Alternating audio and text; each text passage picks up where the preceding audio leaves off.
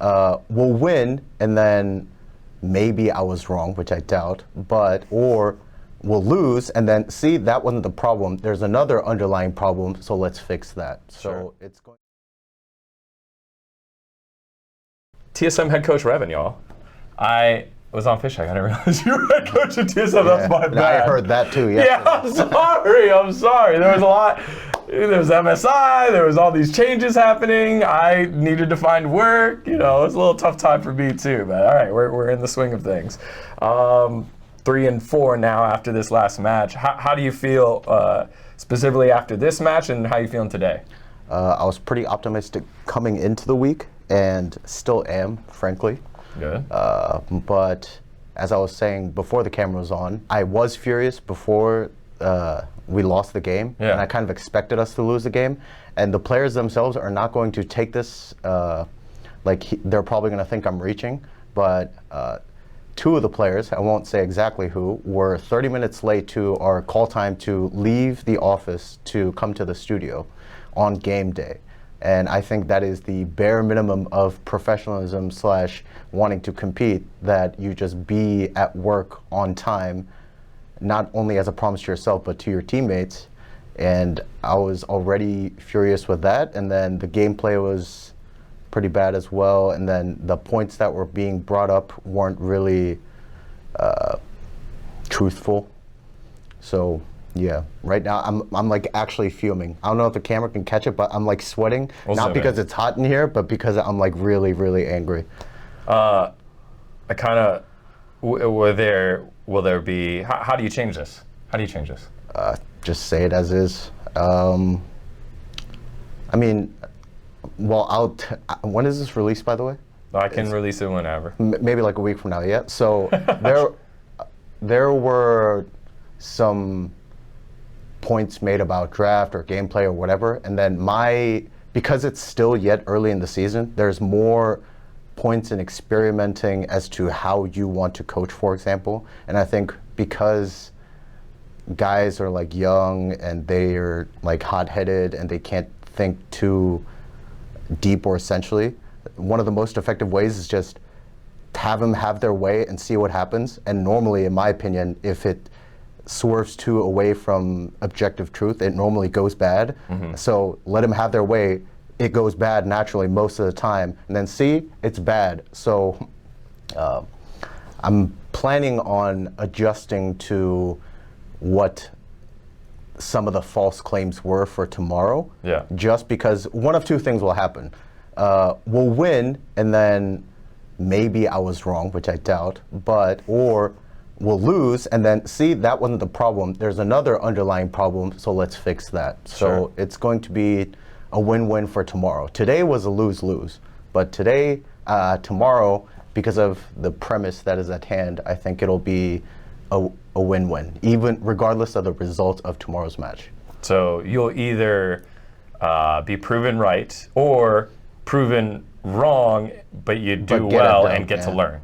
Yeah, there's learning lessons from that, whereas today I felt like there weren't a lot of learning lessons. The preparation wasn't there, and then this was the result of all of that, which you knew already. Gotcha. Let's take a step back and ask the big question that everyone's wondering. Ruby and Insanity. Insanity has had a pretty mercurial start to this season, and Graves, that definitely helped a lot, but what did you, as one of the decision makers, if not the decision maker, to put Ruby in? I kind of wanted to run this team as like a six-man compared to I think back was in 2014 when SKT was running EasyUn and Faker, and they had basically two completely opposite styles. Yeah. And that kind of applies to our team as well. Sure. Because I think Insanity's strengths are wide champion pool, just a general, very fluid knowledge of the game, open-minded to stuff in and outside of the game, so it's easier for him to put stuff on Graves, for example, because it's very easy to talk to him or convince him on certain picks or strategies and whatnot. I think Ruby is a bit more, not mentally Korean, but his career with how he has played as champs, he's basically a specialized mage. I think he admittedly said this to me yesterday, so that's how we're going to utilize him. I wanted to ideally go back and forth, but apparently that doesn't work with a player's Insanity and Ruby themselves, nor the players around them. So I think after a certain point, maybe after this week or next week, there will be a definitive starter, depending on how we've done in scrims and on stage. But right now, it's just his time. And people, I guess initially was like, oh, Ruby is the initial starter, so he's starting. It's not just as that. It's just, I just want to open the box and see what happens. Because because of the walkout, we've had 2 extra weeks of practice added on to the initial 1 week of practice that we got to do before the season got delayed. So Insanity had 3 weeks of practice and 2 weeks on stage. Yeah. So he had way more time, and we're more familiar with what he's good at, what his strengths are, what his weaknesses are. So we're just trying to open the box and see how Ruby fits in with us and just decide which one is better. Yeah. I feel like that's a lot of authority and autonomy coming from TSM, despite there was that much turnover from last split. Are you kind of the one making the calls and the shots here, or is it still like a group management, whatever the TSM thing? The best way I can put this is our head of Esports or GM of Esports, Jeff, has basically given me full autonomy, whether for good reason or bad reason. Yeah. So, for example, getting Ruby or whoever I slot in mid or what champs we play and so on and so forth is basically all me. So if we do well, congratulate the players. If we do bad, just say me, because like people keep saying like, oh, TSM is like, why are they putting Ruby in? Just Insanity. There's this like whole out of control, insane narrative with like, oh, Native American. And I really like Insanity, which is why I reached out to him and told him to come in and like do all these things, because I have him in high regards. But I think it's very unfair to not even give Ruby a shot and see how he plays. If I were to be swerved by NPC Reddit like narratives, then I don't deserve to have a job. Sure. So I just need to see how it unfolds, and then I will most likely give a reasonable decision as to who gets the like permanent starter spot for say. Yeah, well, I mean that response is twofold, which was my initial question, which you answered, which is yes, you're the coach and the decision maker, so therefore, that's why you're in the position, not the Reddit folk. But also like, who gave you that authority, and is it just your authority? Which it seems like yes, and this feels like a very old school style of management in terms of like, in American football, they call it director of football operations. Generally, that's different than the head coach, and those two work together to get the right players on the football team and blah, blah, blah. I need this kind of guy, I want him. And it's like, no, we should get this guy, he's more cost effective. But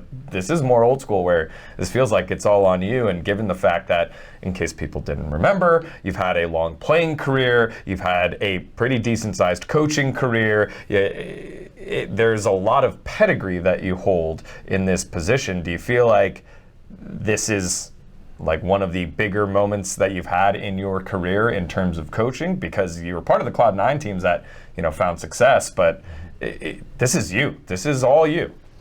Yeah. I mean, most people don't care about me, so they don't really know. But amongst my past coaching career, all of my teams have been, before the season starts, before a single game has been played, just by strictly roster strength, was bare minimum top 3.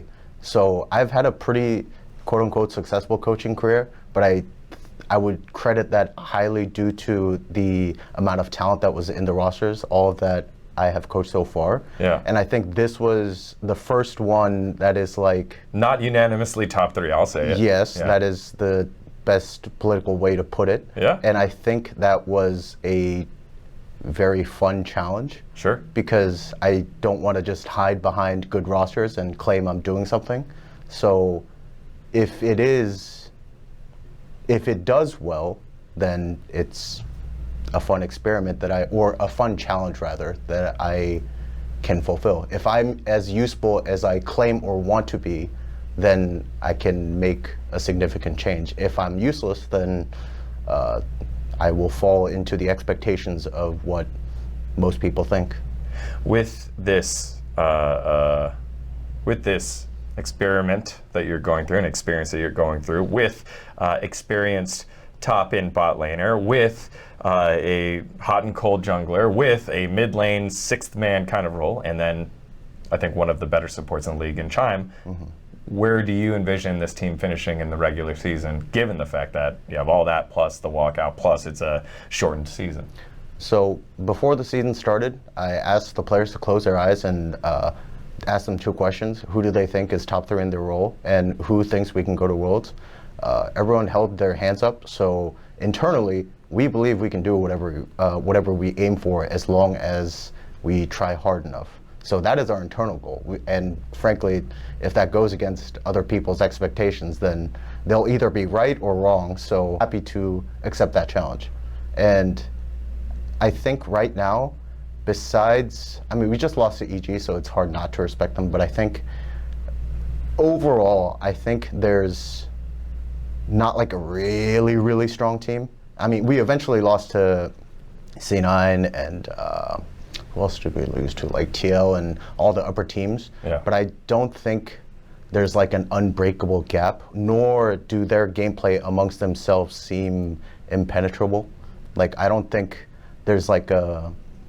There usually are bars. Yeah. Like, if there are strong enough teams, like in the past where, like last year, for example, there was a pretty big gap between like C900, EG, etc. Yeah. But like even now, like people expected Fly to be great just because of the talent on their roster, and they're 0-6. They're playing their 7th game now. I don't know if they're going to win or not, but like it's very hectic for multitude of reasons, like people not having their visas, because of the split being 3 days, whatever and what reason or not. I think it's just up for grabs. Maybe that's just my personal optimism because I have conflict of interest because I'm involved. Yeah, because you're a coach. But yeah, I think everyone's pretty beatable. And I know this sounds so cliche to everyone watching. Here we go. Because everyone says that, like, oh yeah, we can beat everyone and everyone's bad and we just need to defeat ourselves. It sounds so, I know it sounds such a PR statement, but I really, really believe in what I'm saying. And yeah. All right, guys, I have now understood the TSM hopium up close and personal with Mr. Sam Reven Seong. Thank you, man, for your time. I could keep digging into this all day because of the way that you answer, but I'll let you go get back to the team so that the boys make sure you get them home on time and they can... Oh, they're staying at the office today until 9 p.m. No joke. All right. Right now it's like, what, 2, 3? I'm gonna whip them with words. We're gonna play solo queue, and then we're gonna have draft meeting at 8 p.m. because we don't have side selection for the next day. And then we're gonna have draft meeting for an hour, and then we're gonna go home. All right. Well, there you have it, everyone. Reven, thank you very much for your time, dude. Thanks for your honesty, and that was fun. Hopefully you enjoyed it. I did. All right. If you want more, make sure to keep it locked here on Digon Esports. Thanks, y'all. That was good, man. Nice. Oh man. Yeah, that was really.